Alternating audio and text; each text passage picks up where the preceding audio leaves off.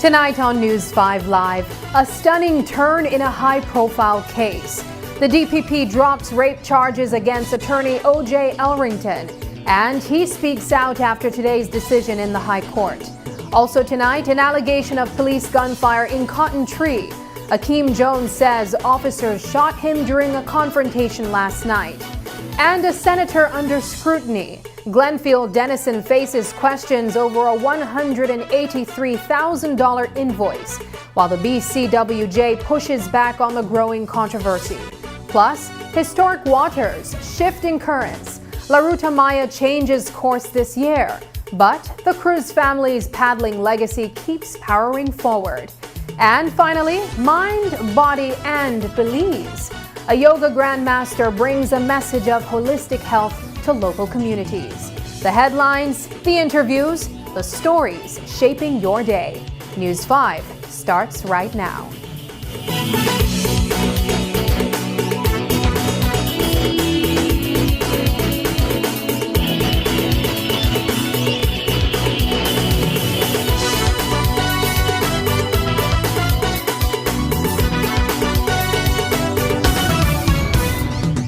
And Abet and Brothers Abet, we've always proudly celebrated Women's Month. This year, we celebrate women keeping the balance at home, at work, and in their communities. That's why all March long, all women receive 15% off store-wide, from paints to plumbing and everything in between.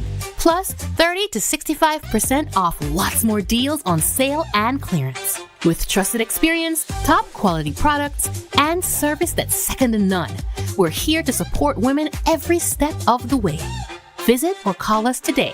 Happy Women's Month from all of us at Abet and Brothers Abet, doing our part to balance the scales.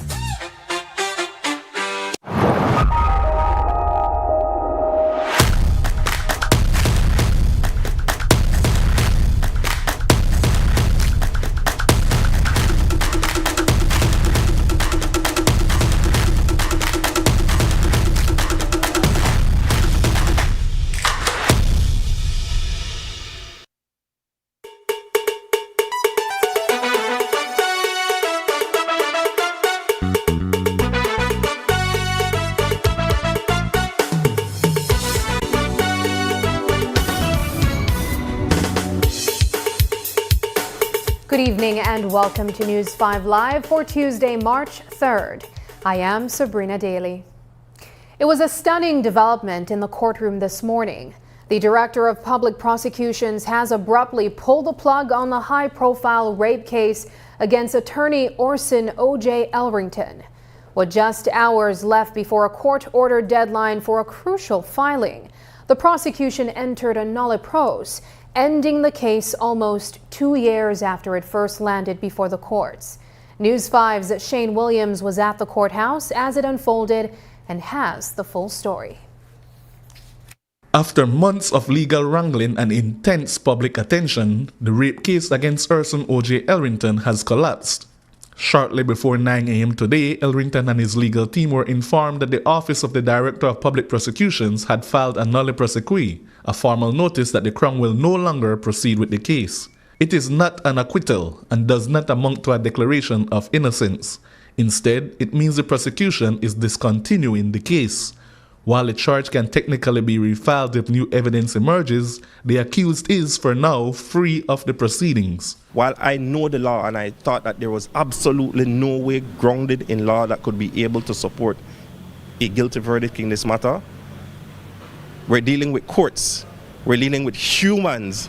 And so they're not infallible, right? So with that, of course, there's some level of anxiety. But again, I have trust in the justice system. I have trust in my legal team and the number of persons who supported us. What ultimately derailed the rape case against Urson Elrington wasn't a courtroom battle over evidence. It was a procedural dispute that spiraled into a full collapse of the prosecution's case.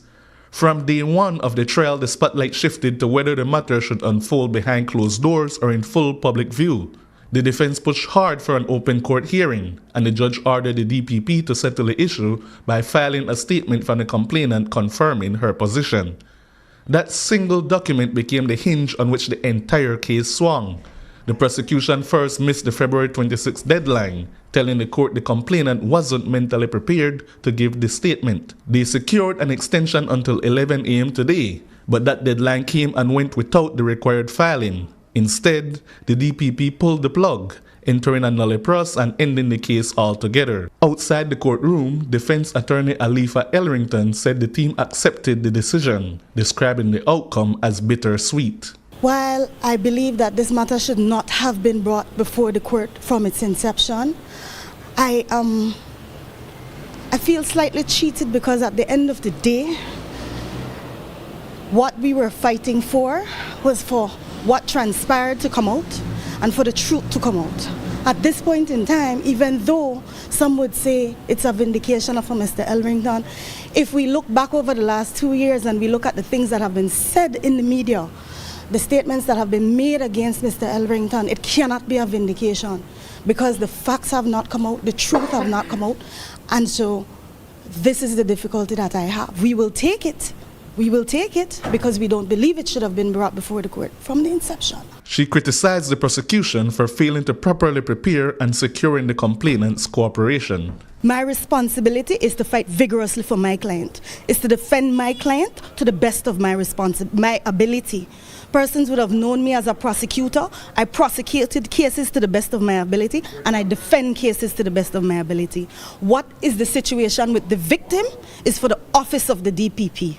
And the office of the DPP should have ensured that the victim knew this was a possibility and did what they needed to do to ensure that the victim was secure enough to be able to come and testify. However, I do not believe that that is what intimidated this victim. I do not believe. And if the facts had come out, like we wanted the facts to come out, I am sure persons would understand why the victim did not. Well, I can't say the victim did not, but persons would understand why they're entering an nulle pros at this point in time. Elrington also underscores what she describes as irreversible damage to her client's reputation after 2 years of public scrutiny. For my client, we will accept what has transpired. But there's nothing that can bring back the damage that has been done to my client's reputation. My client is a public figure, and you have had these quasi-news entities who have used over the last 2 years some of the vilest headings when speaking about other issues that had nothing to do with this particular case. So it cannot be that he has received justice because the information that would have vindicated him did not come out to the public. But what can be said is that everybody needs to now sit down and think about why is it that we are here today? Why has it not come out? It cannot be because my client exercised his constitutional right. That cannot be the reason. The nulle pros brings one of Belize's most watched criminal cases to an abrupt close. No trial, no testimony, no public hearing of the facts. For O.J. Elrington, it means legal relief. For the complainant, the proceedings stop here. And for the public, the case ends with more questions than answers about why it ultimately fell apart. Shane Williams for News 5. Today's outcome is a legal win for Urson Elrington, but the case may be remembered just as much for a ruling the judge never got to deliver. Justice Nigel Pilgrim had prepared a decision that could have set new legal ground, weighing a rape complainant's privacy against the public's right to open court hearings. It would have been the first formal challenge to holding such a trial in camera. Even after the DPP dropped the case, the judge asked if he could read the ruling as an academic exercise. The defense objected, saying the issue no longer mattered once the case ended. Here are Orson Elrington and his attorney Alifa Elrington explaining why they pushed back.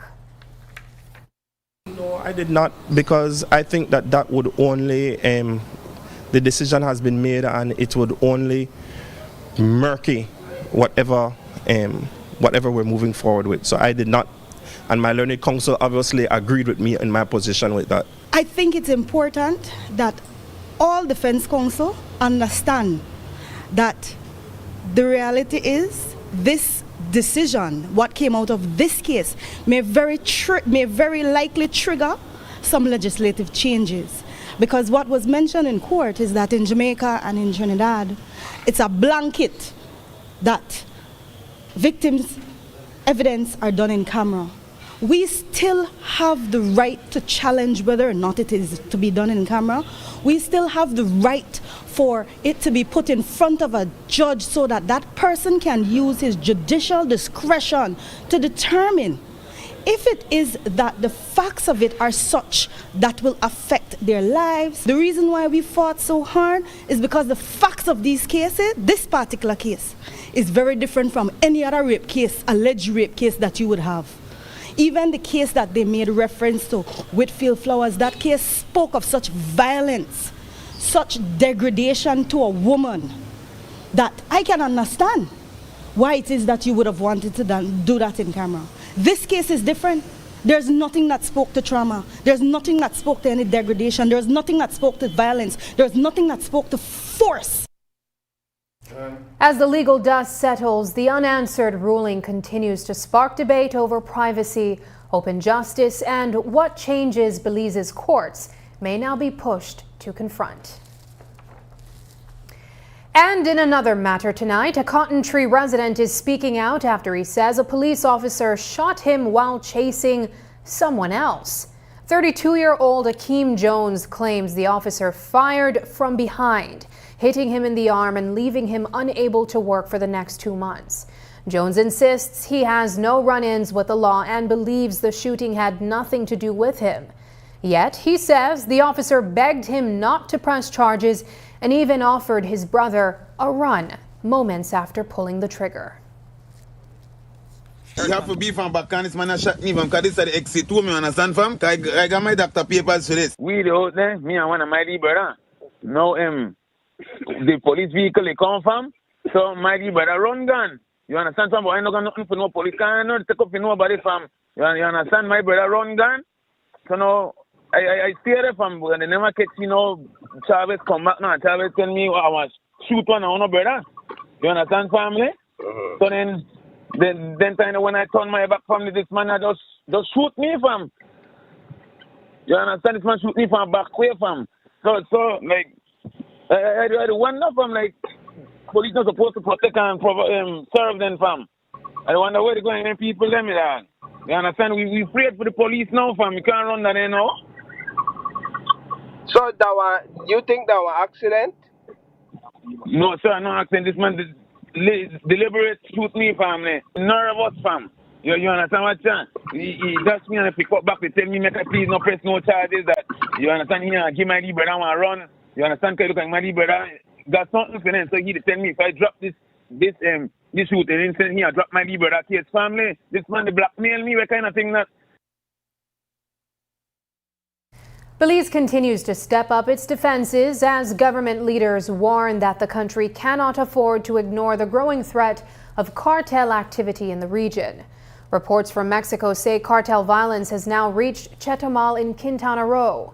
The Minister of Police, Oscar Mira, who also oversees the Free Zone, says patrols have increased on Belize's side of the border, while Mexico has deployed nearly 10,000 soldiers and police to crack down on criminal groups operating nearby. But Prime Minister John Bersenio warns that Belize needs more support, especially from the United States, saying equipment, intelligence, and training are critical if the country hopes to stay ahead of the danger. And he's blunt. If Belize doesn't act decisively now, the next decade could look very different. Well, what we have done is that now the Minister of Police is also in charge of the free zone, and we have ensured now that the police can do more rounds in the area, ensuring that everything is running properly. We, so far, things have seemed to have quiet down. We're certainly on the other side because the Mexican government has sent, I'm told, about 10,000 soldiers and the national police, local police, to be able to go after some of these cartels, and they've been arresting a lot of people. So things have kind of eased up somewhat, but we from our side, we continue to monitor the free zone. Well, they were never in this free zone, but we continue to monitor the river and that area to ensure that we can keep these people out. My discussion with Secretary Rubio was that it is important that we get the necessary assistance, especially from the United States. We need equipment, we need intelligence, and we need training. And the United States have all three of them, and I believe that they can help us now. I've been saying it from the time I became Prime Minister. If we do not act decisively now, 10 years from now, we could probably be looking at a different beliefs. And we don't want to go down that road. We do not have the resources, we do not have the wherewithal to be able to fight off the cartels if they come into Belize and they get fully involved in Belize. These people are ruthless. Belize's leaders say they'll keep pressing for the support needed to stay ahead of the threat before it reaches our doorstep. Up next, La Ruta Maya is switching up its course this year, but the Cruz family isn't slowing down one bit.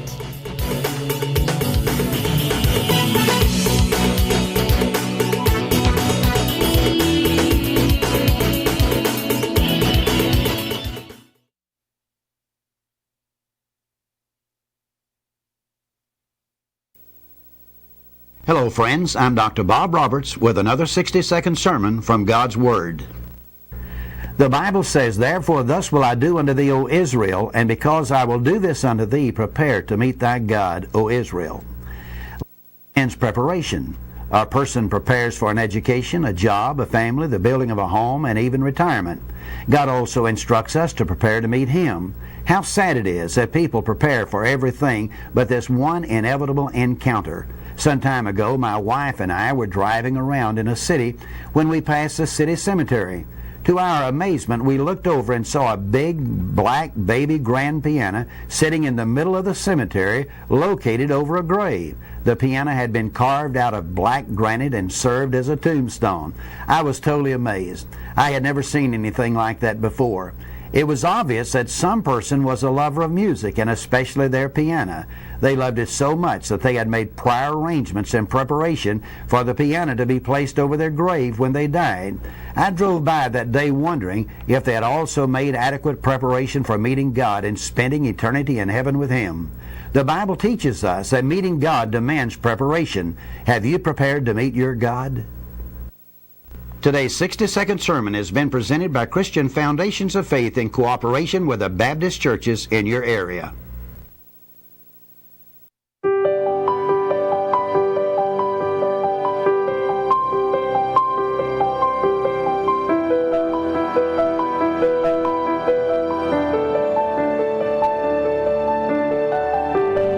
I think that this program has benefited my parents because now they don't have to pay for my tuition, so they can use that on other expenses for the house or for me personally, and they don't have to pay for my electronics either because I'm given one. My major is one of the most expensive ones that they have here at Sacred Heart. It makes me feel a lot more comfortable that it's completely covered and my parents don't have to worry about it. I can see that it has benefited especially parents who have more than one children at school, because they are no longer worrying about where the money will come, for them to pay the tuition for their kids. We have a lot of parents who are single parents, and for them especially, this has been a great blessing. I have 3 other siblings, and the financial burden is really great. And so with me having a free education, they could focus more on my brothers and 2 other sisters' education and not worry on my financial needs. They could focus more on them and not have to worry about me. Years gone by, not anybody could have afforded Sacred Heart College. And now with this in place, it surely have impacted a lot of our families. Now we are really out of space for students because now everybody, they want to come to Sacred Heart College because of this program that we have in place.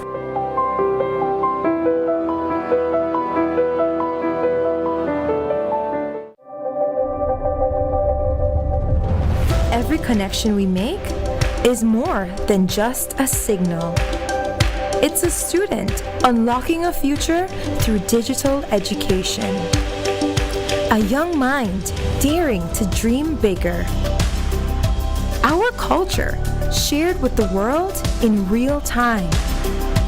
And everyday heroes answering the call of civic duty. When we connect with Digi, we empower Belize.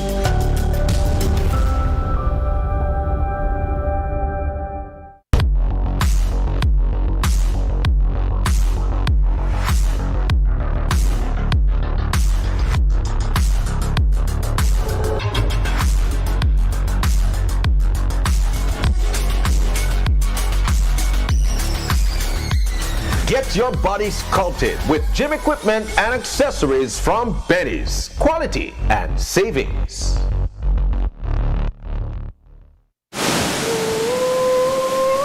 What happens when you step off the edge? Too late to back out now. He said I'm ready. No, I'm not. And land somewhere unexpected. Sometimes it breaks you open. Wild at root? That is very bitter. But sweet on the tongue. Where history calls out, and you answer with open arms. This isn't just a journey. It's across borders. That was amazing!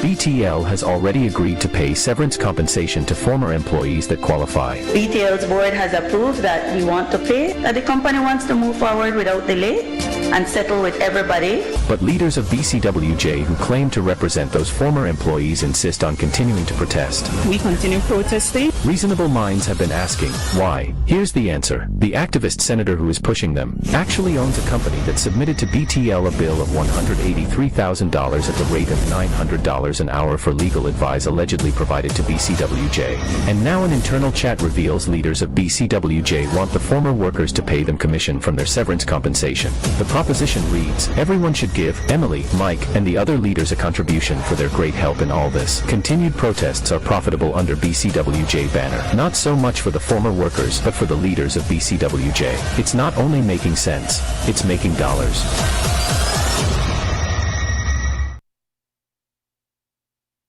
Belize has rejected an invoice from Union Senator Glenfield Dennison, but the dispute runs deeper than the six-figure bill. Dennison advised the Belize Communication Workers for Justice while serving as a Crown Counsel, raising questions about his dual role. The invoice, totaling over $183,000 for legal work tied to BTL BCWJ negotiations, suggested hefty fees, but Dennison insists he's charged the workers nothing.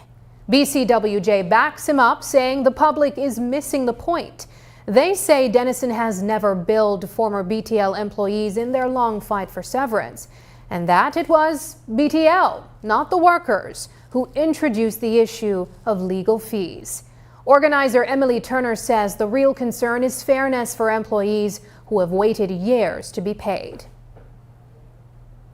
The BCWJ is extremely grateful for the intervention and assistance of Attorney Dennison in helping represent former workers during these negotiations. Mr. Dennison has made it clear from the beginning that he will not charge a single cent to any former BTL worker presented through the BCWJ. and that commitment has remained unchanged. The question of legal fees for BCWJ has never arisen internally because our attorney has chosen to support workers without seeking payment. It was BTL itself that raised the issue of legal fees and the value of our representation. What we find very cute is that BTL now appears interested in discussing the cost of representation for former workers while remaining silent about its own legal expenditures over the years. We have been informed by one of BTL's own messengers that the company may have spent upwards of $20 million in legal fees, pursuing litigation all the way to the Caribbean Court of Justice. If that figure is accurate, it raises a simple question. If tens of millions of dollars can be spent on legal fees, why is there resistance to pay workers their severance along with the same 6% interest that the courts have already applied in similar cases? BCWJ consulted several attorneys before Mr. Dennison offered his assistance. The proposals we received included $100,000 retainer plus 10% of the total settlement, 20%, another one said 20% of the total settlement, and another said 15% of the total settlement. These arrangements would have meant millions of dollars in legal fees borne by workers simply to pursue what the law already provides. For years, whenever potholes got deeper and major streets in Belize City started falling apart, the blame game kicked in. City Hall pointed to central government. Central government pointed somewhere else. And residents were left asking who's actually in charge of fixing these roads. Well, tonight, that long-running tug-of-war may finally be coming to an end.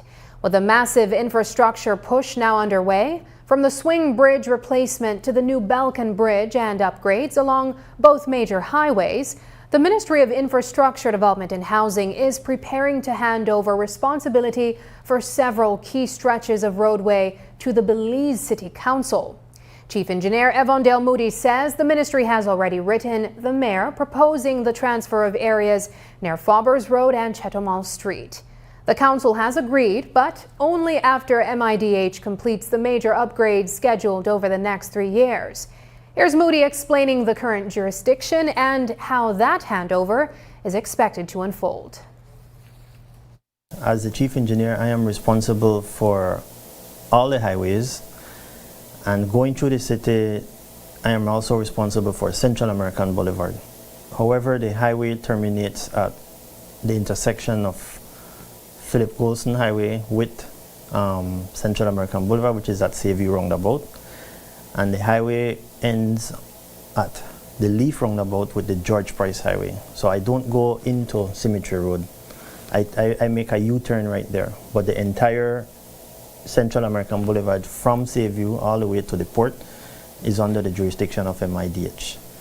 The highway makes that U-turn from George Price and then goes along Central American Boulevard and then comes back around to Sayview and then goes up back to the Philip Golson Highway. That is under my jurisdiction.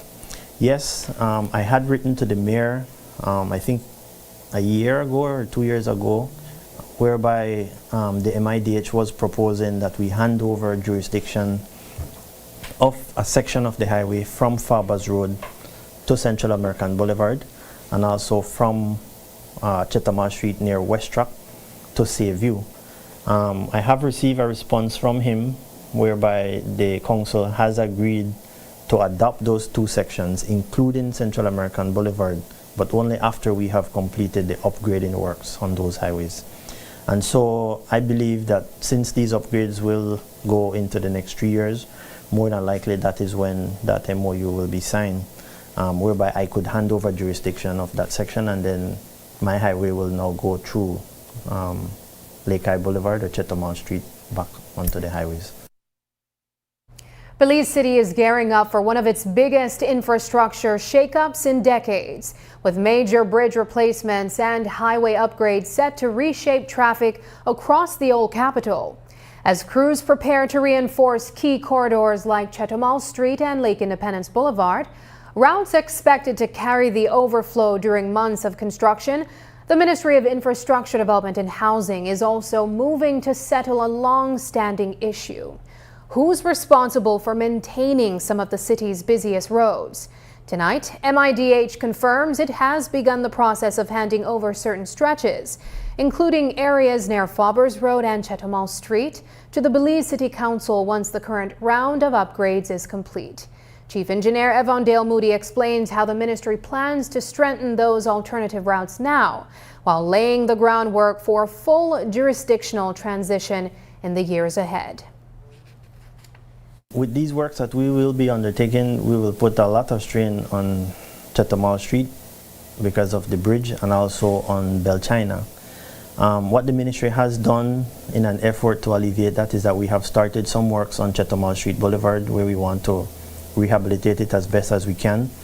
We really don't want to go into a fully permanent solution as yet, because the underlying ground condition is still consolidating. And if we do anything at this point in time, we may still lose what we're doing. And so that's why we want to just keep it with the flexible pavement. We will go back in and top it up if we need to, but we don't want to go and do a full hot mix pavement there. At this point in time, we want to give it some more time for it to consolidate. We have on the Chetumal Street side near West Rock, there's a couple locations that we have identified where the concrete pavement has failed. There are two sections there that I have asked my team to go in and repair. So even though it's not under my mandate, because of the inconveniences that we will be providing or creating in the city, the MIDH will undertake those works on Chetumal Street. There's also a street that comes off Belchina. I think it's called Johnson Street. We will try our best to see how best we could accommodate in doing some works there as well to alleviate traffic in the city. As major bridge and highway projects ramp up across the city, engineers say they're already reinforcing key alternative routes to ease the traffic strain headed our way. For nearly 3 decades, the Cruz family of Esperanza Village has lived and breathed the La Ruta Maya Belize River Challenge. The Belize River doesn't just serve as a race course for them, it acts as a lifeline, a childhood playground, and the keeper of their family history. From parents to children, generation after generation paddles its winding bends, carving out a legacy that makes the Cruz name synonymous with the sport. This year, as the iconic race undergoes one of its biggest changes yet, the Cruz family once again steps up to take on the currents, this time with the Nature Conservancy and the San Ignacio Hotel at their sides. News 5's Paul Lopez reports.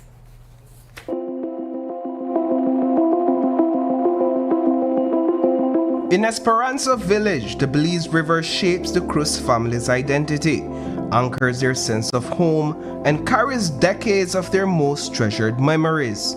Its banks carry stories they hold close to their hearts. The Cruz family's participation in the La Ruta Maya Belize River Challenge at the race's inception 29 years ago came naturally. Yeah, I paddled them when I'm 15, got like 23 years, 24 years to paddle. And this year, well, I decided to do it with my sister and my son.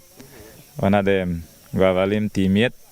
So he decided to do it with me and my sister mix. The Cruz family alone has about a dozen paddlers consistently competing in the La Ruta Maya Belize River Challenge. And they don't just participate, they win in numerous categories annually. This year, after dominating the 2025 race with a first place finish, Daniel Cruz Jr. is joining his father and aunt to paddle in the mixed category. Where you're going to put time, it's on the first day, and on the last day, you know, the channel is very hard. If you enter there first, like they said, you can open gap or they can close, they can catch you in there. So we managed to get in there first, and yeah, we never give up and open a gap. Daniel Cruz Jr. and his team scored a sweet win in the pro category last year, and now he's back in the mixed division with his dad and aunt, backed by the Nature Conservancy and the San Ignacio Hotel. Private sponsorship keeps paddlers in the race, covering their training, nutrition, and everything they need to compete. First of all, what it does is that it builds awareness, or it affords us a platform to build awareness around the work that we're doing as it relates. The finish line will no longer be at the Belcan Bridge, where the Cruz family has traditionally ended the grueling 4-day battle on the river.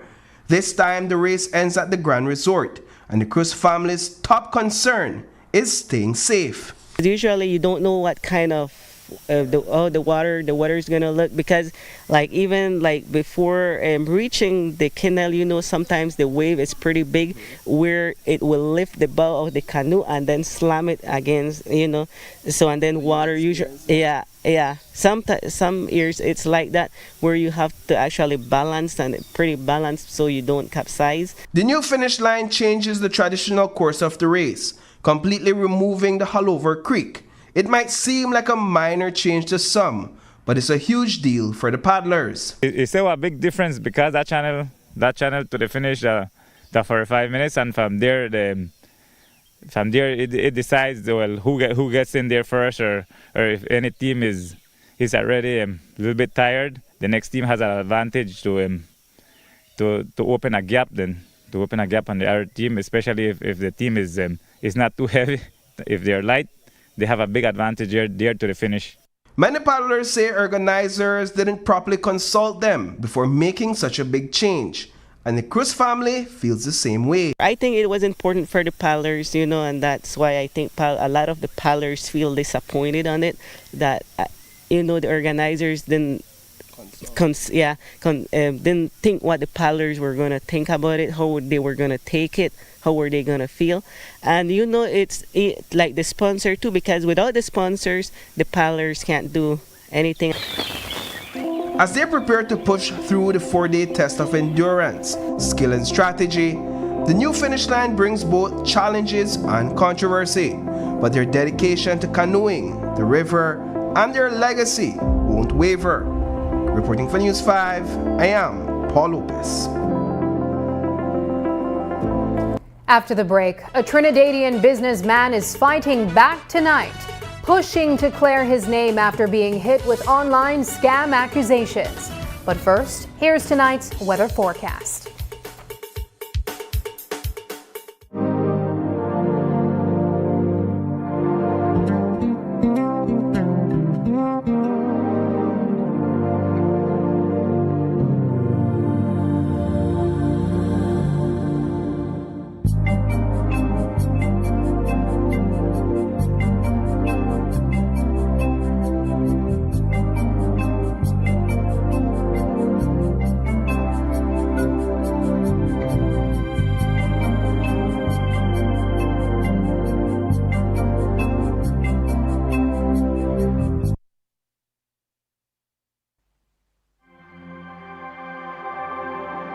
Greetings, Belize. It is my privilege to address you as we officially open Women's Month 2026 under the theme Balance the Scales. This theme is both a challenge and a promise. It calls us to build a Belize where fairness is lived, where dignity is upheld, and where every woman and girl can stand on equal ground. Belizean women are caregivers, community builders, innovators, and entrepreneurs. They shape the young minds of our nation. They are artists, farmers, healers, and leaders. Their resilience anchors families. Their creativity fuels progress, and their leadership moves Belize forward. We honor the diversity of Belizean womanhood, young women, senior women, women with disabilities, and LGBTQ+ women. Each carries a story that strengthens the fabric of our society. As we celebrate, we must also reflect. Balancing the scales means confronting the barriers that still exist: economic inequality, underrepresentation in decision-making, and the continued threat of violence and discrimination. It means examining where inequity appears in our systems, in our policies, and even in our cultural norms, and making deliberate shifts towards fairness. Through the Ministry of Human Development, Family Support, and Gender Affairs, we are strengthening coordinated responses to gender-based violence, expanding family support services, and advancing gender-responsive policies that promote economic participation and leadership for women. As a nation, we remain committed to strengthening protection systems, expanding opportunities, and ensuring equitable access to services and engaging men and boys as active partners in building respectful communities. When women in Belize are safe, families are stronger. When women are empowered, communities are more resilient. And when girls are supported, our nation's future is secured. Balancing the scales doesn't diminish anyone, it strengthens us all. This Women's Month, let us move beyond symbolism and continue the structural work that ensures equality is not only spoken about, but experienced. Together, let us shift the weight toward justice. Together, let us build a Belize where every woman and girl can rise, contribute, and thrive. Happy Women's Month, Belize.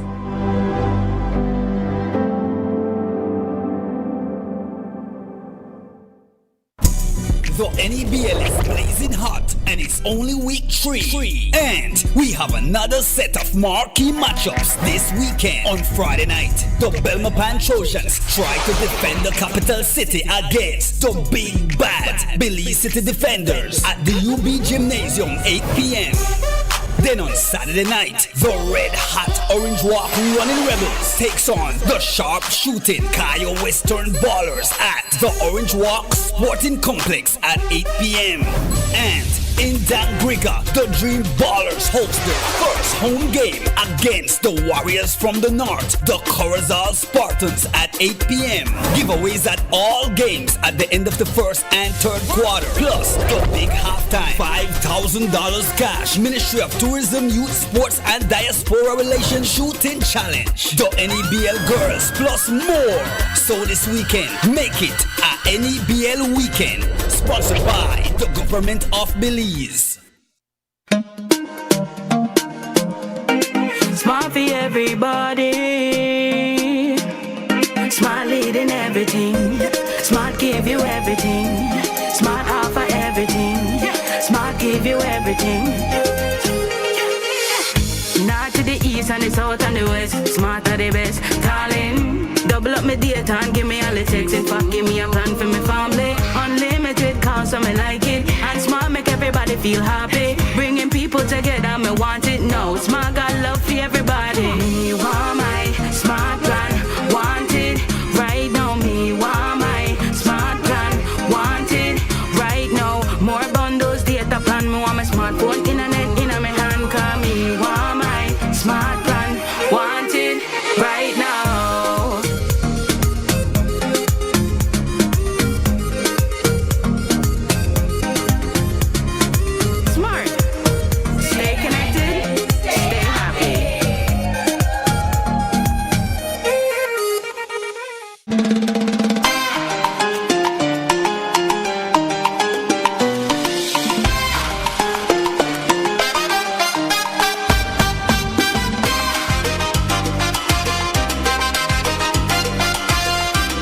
Buenas noches, Belize. Esto es el Noticiero 5 Semanal. Soy Francela Hermoso. Esto es el Noticiero 5 Semanal.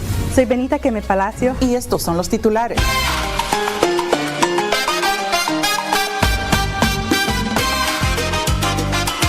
Esto ha sido todo por el Noticiero 5 Semanal. Acompáñanos nuevamente el próximo jueves a las 7 p.m. Y síguenos en nuestras redes sociales para estar al tanto de todas las noticias en español.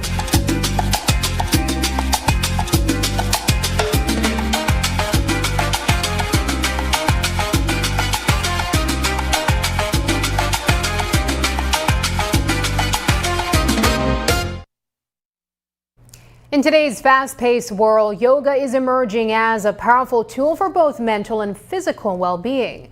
Rooted in ancient traditions, yoga combines movement, breath, and mindfulness to strengthen the body while calming the mind.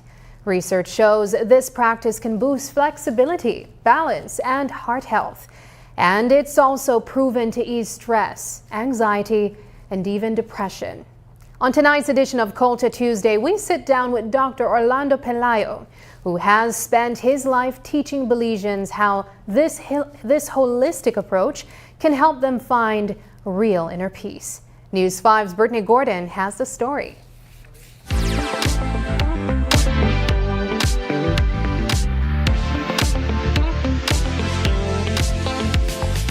This is the Himalaya mountain pose. To accomplish it, one must be flexible, focused, and healthy.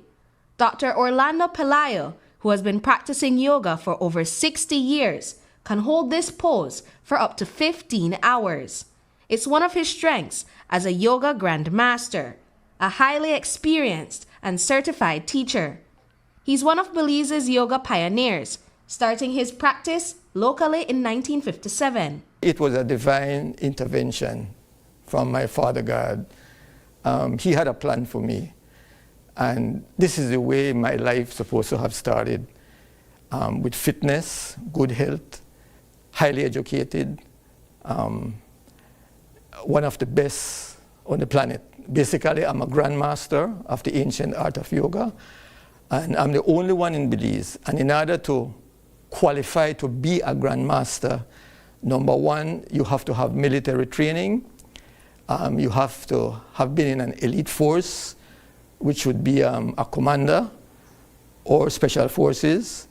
Secondly, you have to have 3 black belts, and they have to be recognized internationally.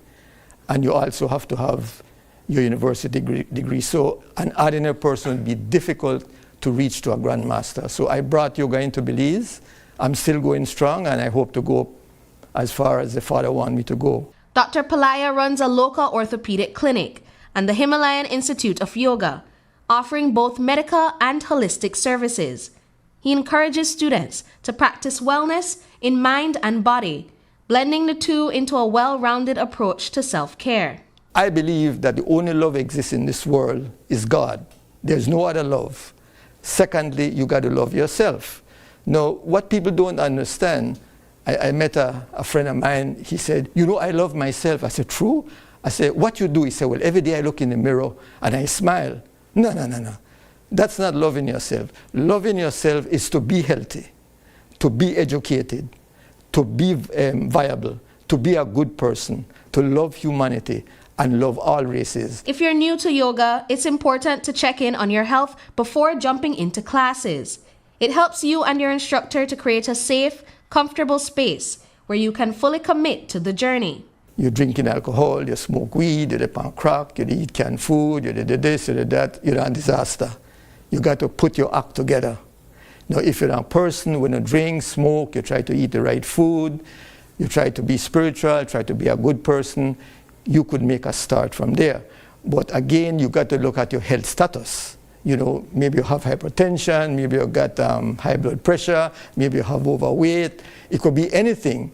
But if you're basically healthy, that's the best way to start. When Dr. Pelayo first brought his yoga practice to Belize, he says people were skeptical. But he's happy to see interest growing today. He encourages every student to do their research to ensure that they are being trained by a professional, to ensure that they respect the practice and their body. Confucius says that you cannot learn from a fool. So a fool cannot teach a fool. So if you go to a yoga teacher that claim he or she is qualified, and from the institution they themselves are not qualified, then you would be learning from a fake yoga teacher. So it's going to be water under the bridge again. As more Belizeans take interest in yoga, Dr. Pelayo hopes that those who are practicing take the time to examine their health choices and embark on journeys that are sustainable and fulfilling. My purpose is to stay on the planet and stand up and fight. Don't give up. Lovely. Namaste. Brittany Gordon for News 5. Vendors in San Ignacio are speaking up against what they believe was a business scam. Back in December, at least 60 vendors were invited by Trinidadian promoter Erwin Dennis, former franchisee of Island Run Delivery, to partner with him for a food and soca tour designed to encourage businesses to partner with the app and promote its services to the public. However, things took a turn for the worst when the event was abruptly postponed, and upon demanding a refund, vendors were told they had to wait. Tonight, Dennis is sharing his side of the story, denying that the allegation that the event was a scam. News 5's Brittany Gordon reports. If it's too good to be true, is it a scam?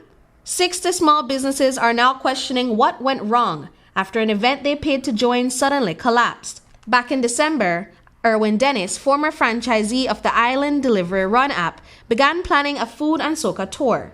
He lined up artists, equipment, and vendors, charging each booth between $50 and $100. The plan was straightforward. Visitors would stop by the booths and make purchases through the app. But everything came to a stop when the event was abruptly postponed without explanation. Even Howard Keaton, owner of Mechas and listed as a sponsor, says he was left just as confused as everyone else. We got to the understanding that the event was supposed to be the 7th, which was the concert, 8th and 9th of March, which was the Food and Soca Festival. Now, each vendor had paid for a space and booth for the, according to my knowledge, because I am in the group and I am well aware of what's happening in there. And these guys, everyone was told that the event is going to be postponed. There was no next availability date given to anyone. And, so that the big red flag, of course, if someone comes to me and they don't collect my money. Dennis says he still plans to move forward with the event, but financial trouble forced him to hit pause. He explains that the Island Run app cost him $300 a month, and after months of slow business, he simply couldn't keep up. That's why he's now working on his own app, one that won't charge him a monthly fee. They would have immediately removed all the clients that I would have had on the app. And then by doing that, it raised concerns to some of the clients, and it raised concerns to the show. So what I would have decided that, given that they would have done that, they would have reached out to me and stated that if I wanted to maintain back the relationship with Island Run, I needed to pay the money 6 months in advance for them to activate back everyone. And that is what came and threw me off mentally on the whole event, because the event was catered towards me being able to educate the clients about it, and I would have at least had the opportunity of making some money from it to be able to buy my own bikes. Now, when that happened, we decided now that we have to reschedule the show and come with our own app so we could get a different brand in here. Dennis had also been planning a dance hall rave for March 7th with a Jamaican artist, but after backlash from vendors, that event was postponed too. He says he'll repay the vendors by the end of the month and still hopes to host both events, this time free for any vendor who wants in. But Flora Chuck of Flora's Kitchen says she grew suspicious when she saw just how many vendors had signed up, and her concern only grew when her refund didn't come right away. First, they said they would have it at Falcon Field. Then they later changed the event to Victor Galvez Stadium. We were of the opinion maybe they'll change it because it's a bigger area for the event. But after us contacting the town council, we were informed that they never contacted the town council for neither of the events. We have contacted the police department, and they have advised us to take out individual civil suits against them because it is a civil matter. And the people of Cayo will not sit back and just take this one. We will be filing those civil suits. So we're just waiting on them to come up with our refund, because what we want is just our refund. And if they don't comply, then we will definitely file a civil suit. Following this incident, businesses have united to organize their own event called the Bounce Back Bazaar.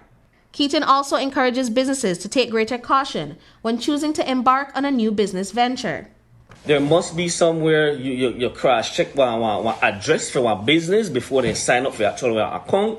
Because when people come to you as a vendor, as a provider, or a business provider for an event that they're requesting your services, the first thing you feel at ease is if they provide one business, they're well legit. It is on social media. They have one banking account with one address that is verified, and all of that will make somebody feel at ease and say, okay, yeah, this guy are legit. They have one business. They have this. They have that.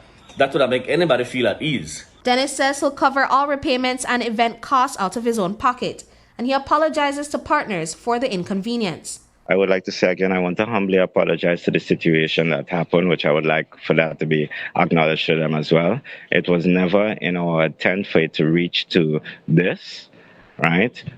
And we are, well, not just we, I am working digitally digitally to acquire what is needed to have all payments in back to vendors and so forth, and get this cleared off this month as soon as possible. Dennis invites vendors to participate at no extra charge when the events are eventually hosted. Brittany Gordon for News 5. The Elections and Boundaries Department is getting a head start on the next municipal elections because for the first time, Belizeans will be voting under new town boundaries. And while the changes are small, they matter. Some neighborhoods are now officially outside town limits, while a few nearby villages have been pulled in. So today, officers hit the ground in San Ignacio, Santa Elena, and Benque, mapping out those shifts to make sure every voter ends up in the right municipality.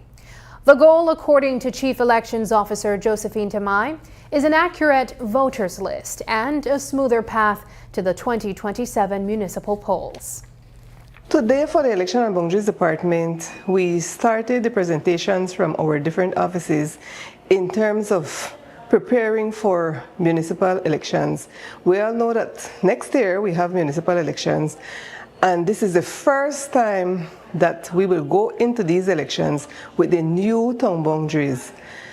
I am certain that some people may not realize that since the 1st of April 2025, there were some changes made to the town boundaries, and so the statutory instruments have been passed, and so now at election of the town, but now legally they are in these towns.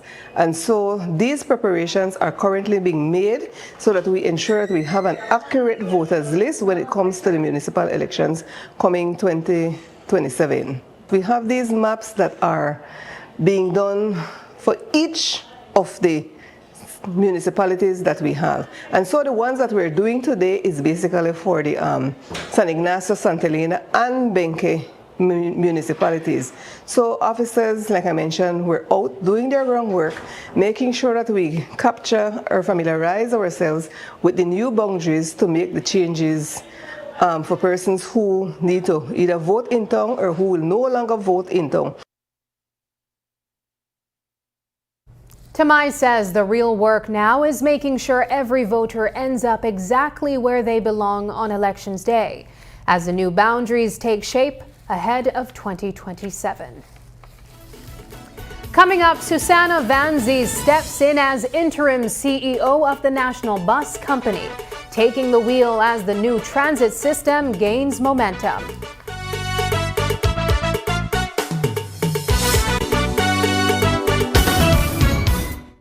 Shop smart for your Samsung devices in Belize and enjoy benefits you won't get anywhere else. When you shop locally for your Samsung, all your devices will be covered by a 1-year local warranty. You won't get that when shopping with the other guys. When in doubt, always look for the Cellular World seal to know you're getting the real deal. Shop with confidence and enjoy your Galaxy knowing that it can be repaired locally at our Samsung Service Center by certified Samsung technicians using original parts and machinery. Even better, enjoy the best LTE experience in Belize, knowing that your Samsung devices are compatible with major local carrier networks. Get the ultimate Samsung Galaxy experience only when you shop from authorized Samsung resellers nationwide. BTL has already agreed to pay severance compensation to former employees that qualify. BTL's board has approved that we want to pay, that the company wants to move forward without delay and settle with everybody. But leaders of BCWJ who claim to represent those former employees insist on continuing to protest. We continue protesting. Reasonable minds have been asking, why? Here's the answer. The activist senator who is pushing them actually owns a company that submitted to BTL a bill of $183,000 at the rate of $900 an hour for legal advice allegedly provided to BCWJ. And now an internal chat reveals leaders of BCWJ want the former workers to pay them commission from their severance compensation. The proposition reads, everyone should give Emily, Mike, and the other leaders a contribution for their great help in all this. Continued protests are profitable under BCWJ banner. Not so much for the former workers, but for the leaders of BCWJ. It's not only making sense, it's making dollars.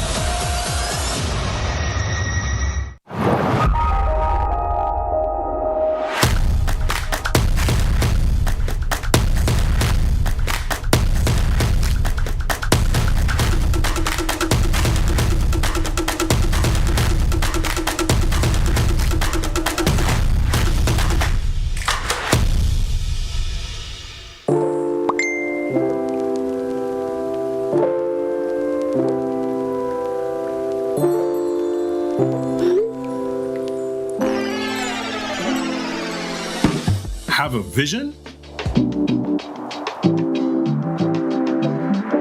We've got what you need.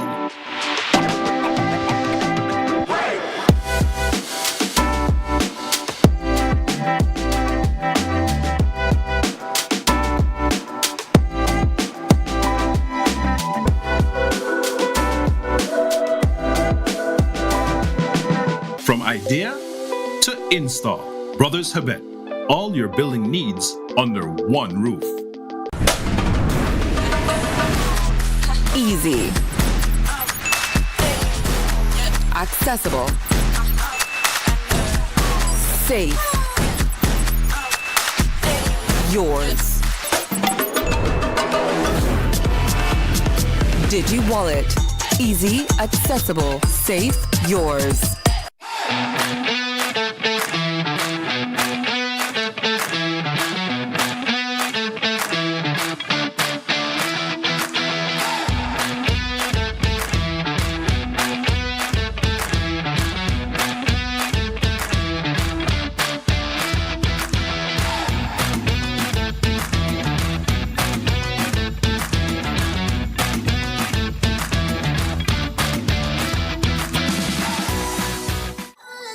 Haven't updated your information recently? Well, kick off the new year as a winner. RF&G Insurance is giving you a free chance to win every month. Entering is easy. Just chat with us on WhatsApp and update your information. That's it. You'll be automatically entered into our monthly raffle for a chance to win awesome prizes.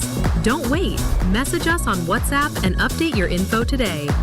RF&G Insurance. It pays to get it right.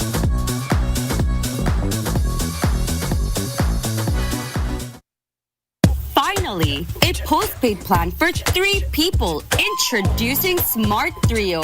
Why pay for mobile service alone when you can share and save? Get unlimited national calls, text, plus 100 gigabytes of shared data. And the best part? It's only $135. That's right, as low as $45 per person. Perfect for small families, couples, or close friends. Smart Trio. 3 lines, 1 smart choice. Sign up now and you could win a Trio getaway to San Pedro for 3.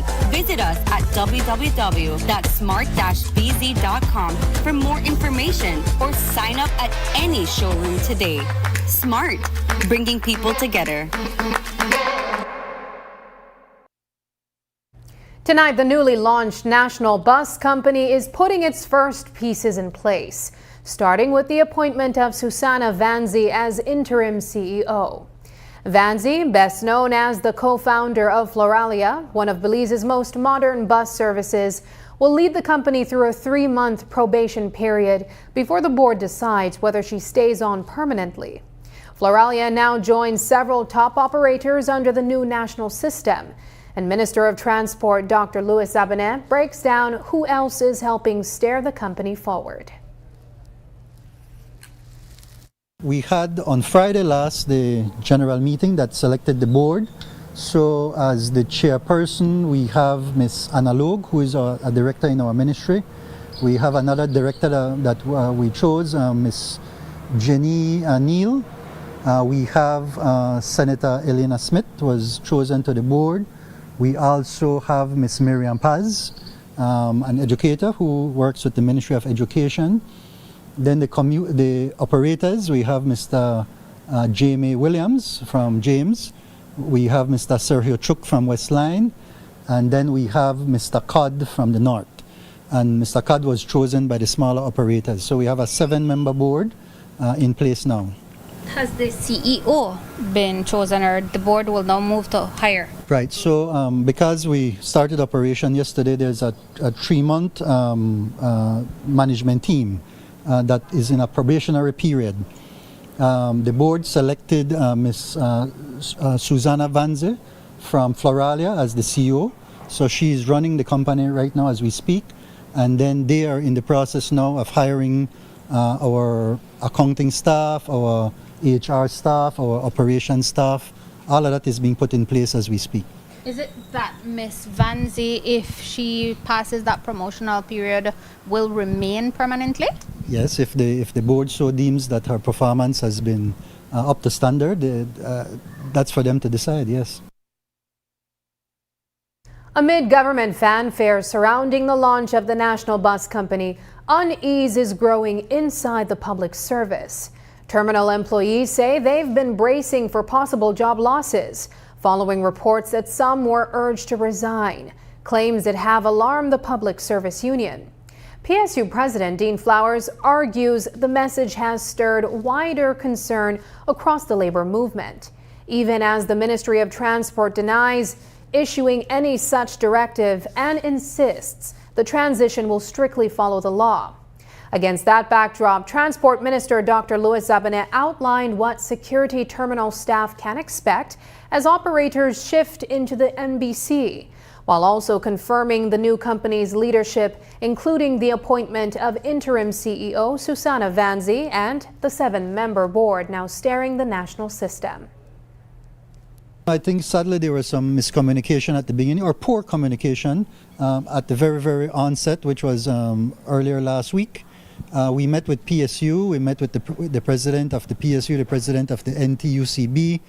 We had a very good conversation. They expressed their concerns. They want to ensure, of course, that the rights of these employees that are now government employees, even though they're open vote workers, that they have rights, and certainly we agree. So in addition to the first round of communication that we had with them, myself and CEO personally went and met with all of them over the weekend, and we explained to them how the transition would work, that we have this 6-month period, and that during that period they will have enough time to decide if they want to continue as employees working now for the National Bus Company, or they want to remain in government service. So they had the opportunity to ask us questions, and I believe now that they're all very clear and very comfortable, and in fact to see the National Bus Company as an opportunity for us to elevate ourselves, that we have to see ourselves doing more than we have done in the past, and that this can only be done with people, and that once we create the environment for our people that respects them, that then we will be able to get great productivity from our employees. They will have to apply as because it's a new company, and they will have to go and understand clearly their terms of reference. Where training is required, they will need to go through that kind of training, and so that's why we need time for them to understand what the National Bus Company is going to be requiring of them.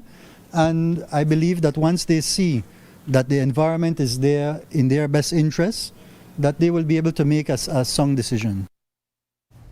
Last May, before the national bus service rolled out, private operators warned that the new company created an unfair playing field and pressed government to extend the same duty breaks and fuel tax relief promised to the NBC. Now, with the national system up and running, Transport Minister Dr. Louis Zabanet is addressing whether those operators will receive the incentives they've long demanded, even as they continue to operate outside the government-backed company. They had the option to be a part of it and receive any kinds of benefits from having a larger company that can purchase newer buses because it's a bigger company, having whatever incentives that make the company more productive. They had that freedom. So if they decided not to do it, it's because for whatever reason they may feel that they can have equal service as the National Bus Company, and we wish for them to be able to do that. So once they can do that and abide by the regulations, then good for them. But we will ensure that those requirements that they have on their road service permits are fully enforced. And of course, gas incentives. They're talking about the potential getting rid of GST off of gas. No, not even the National Bus Company will get that. So I don't believe that that's possible. Anyone who rides Belize's buses know the problem. Overcrowded runs with standees squeezed in as drivers speed along the highways. It's unsafe, uncomfortable, but often the only way to get where you're going. Now, Transport Minister Dr. Luis Abanez says the government is tightening the rules on standees and stricter limits are coming to buses nationwide. He explains how the ministry plans to finally tackle the issue.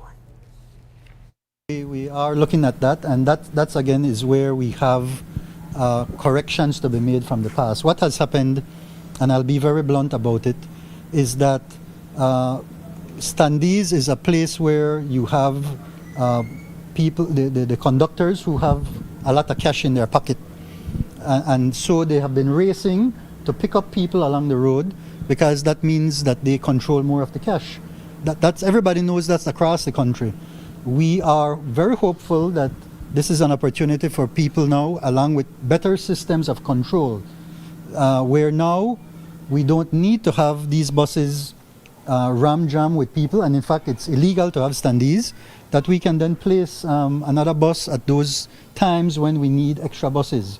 And then of course there are others too that you might not be observing, where you have 2 or 3 buses at the same time, but each bus is maybe just a third full. And so that's where you can probably eliminate one bus and move it to a spot where you have the standees. But in the previous setting, there was no incentive for any operator to really put a second bus if they could have all the standees on one bus. And so these are the things now that we can improve for the best interest of our commuters. Minister Abanez says those tighter rules aim to stop the rush for standees and finally put safer, better managed bus runs back in the commuters' best interest. After years of planning, HRCU finally plants its flag in the capital, making its big Belmopan debut. That story after the break.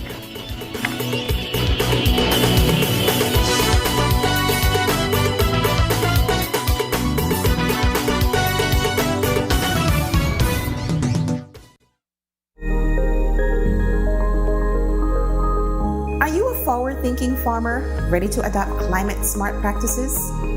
The future of farming is resilient, sustainable, and profitable, and we're here to help you achieve just that.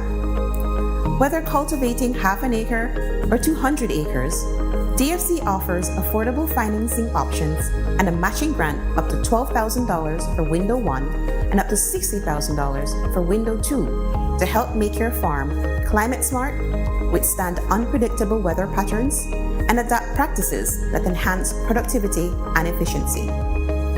This program is ideal for farmers and cooperatives. Women farmers are highly encouraged to take advantage. Join us in creating a resilient and sustainable agricultural future for Belize. Apply now and take the next step towards a stronger, greener tomorrow.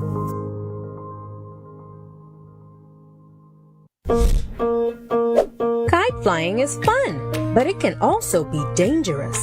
Fly kites safely by following these tips. Never use wire, metallic thread, or wire-reinforced strings. You could be electrocuted. Remember, even a safely built kite can cause a power outage if it gets caught in a power line. Always use paper, plastic, or wood to build kites. Never fly kites near power lines, in the path of traffic, aircrafts, or near highways. Always fly kites with a responsible adult, in open areas, in dry weather, and with clear visibility. Never attempt to remove your kite from a power line. Always call BEL at 0800-235-2273 if your kite gets caught in a power line. Belize Electricity Limited. We care about your safety. Rotavirus is a leading cause of severe watery diarrhea and vomiting in young children. It can lead to dangerous dehydration and hospital visits. The good news? The rotavirus vaccine is now available countrywide.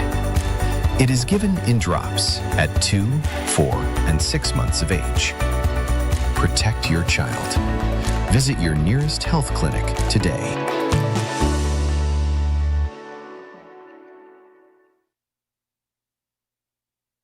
Tomorrow on Open Your Eyes, we're bringing you a powerful mix of information, inspiration, and a little something sweet to start your day right. First, we turn our focus to an important national conversation, tackling obesity in Belize. Representatives from the Ministry of Health and Wellness will join us to discuss the growing concern, what it means for families across the country. Then we shift gears to opportunity and growth. We'll explore investing in career opportunities at Quality Poultry Products. Learn how this leading local company continues to create pathways for employment, professional development, and economic advancement right here at home. Music lovers, get ready! Belizean artist Coconut Boy stops by to talk about expanding the brand, building his presence, and what's next on the horizon. From creativity to entrepreneurship, we'll dive into the journey behind the music. And to top it all off, something delicious. We'll be spotlighting sweet treats with Tan Creations, showcasing mouth-watering desserts and the passion behind the brand that's adding a little extra sweetness to Belize. Health, opportunity, music, flavor, all in one morning, only on Open Your Eyes.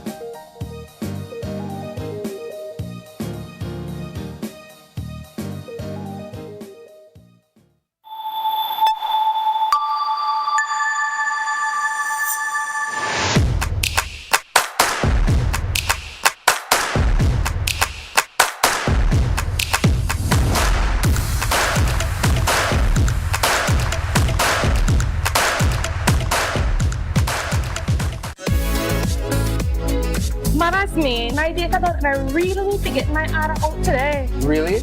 Well, you can join our Smart Group Plan. Really? How that works? Easy, let me tell you. Whether it's family, friends, or your small business, we've got the perfect plan for every group. More members equals more savings, more connections. Smart Group Plans bring the connectivity you love to you and your circle. No one gets left behind. Explore Share One package option and add on unlimited data, calls, and SMS for the entire group for less than $50 per member. Visit any Smart showroom countrywide or email sales@speednet-wireless.com to sign up today. Smart, bringing people together.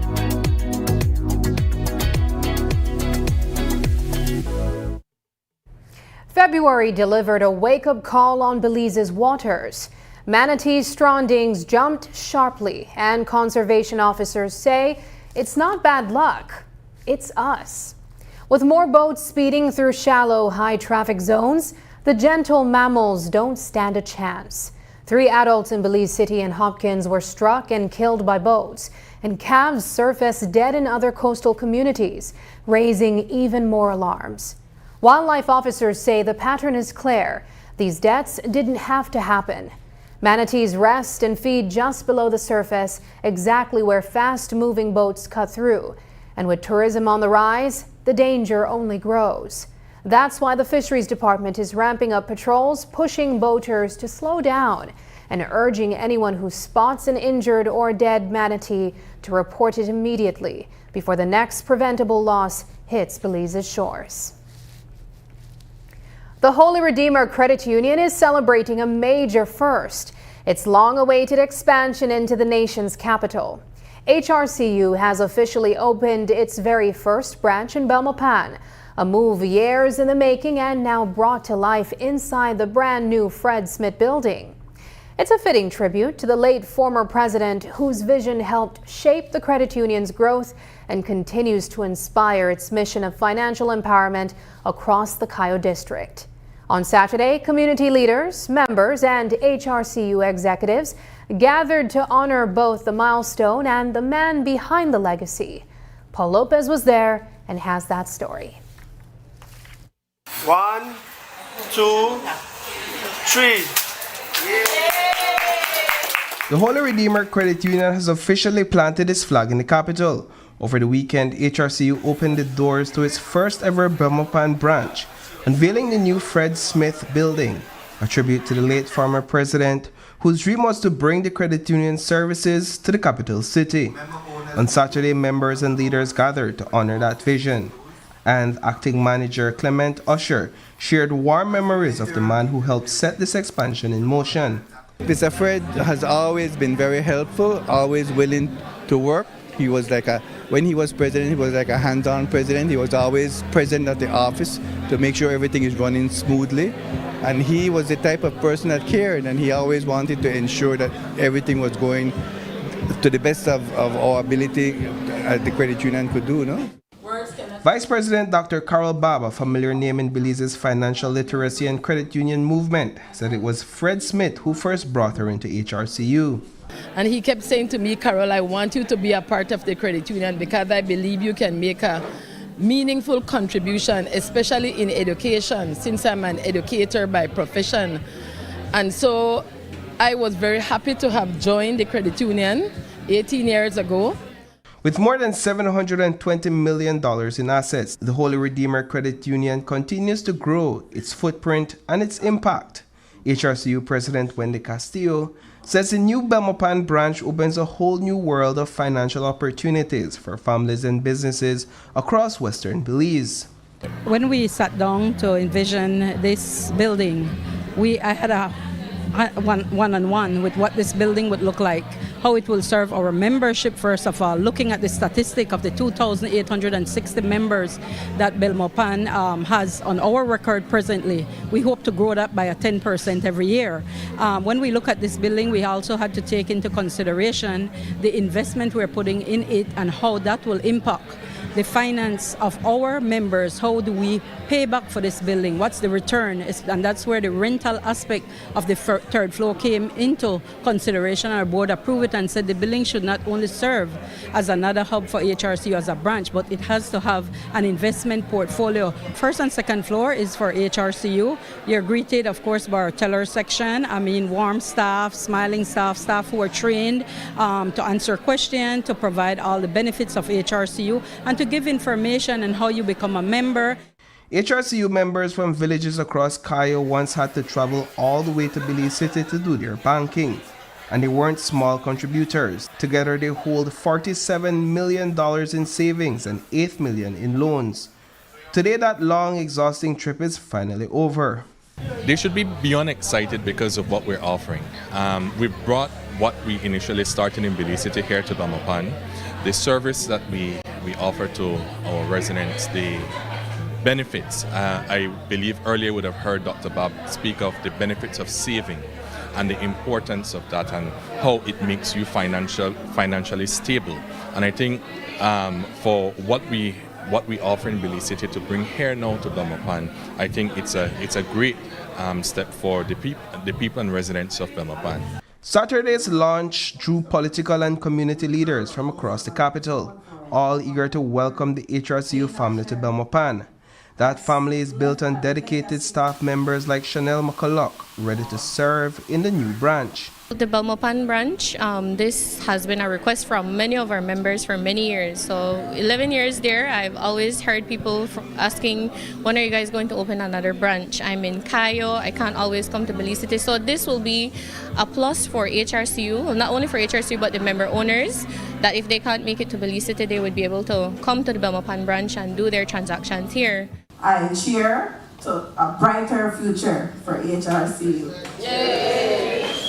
From honoring Fred Smith's legacy to expanding opportunities in Western Belize, the Holy Redeemer Credit Union says this is only the beginning of a new chapter aimed at strengthening communities and building financial freedom for all its members. Reporting for News 5, I am Paul Lopez. Before we leave you, here's tonight's viewer's voice. On our first story, DPP drops high-profile rape case against O.J. Elrington. John Suazo commented, "An accused person is innocent until proven guilty in a court of law.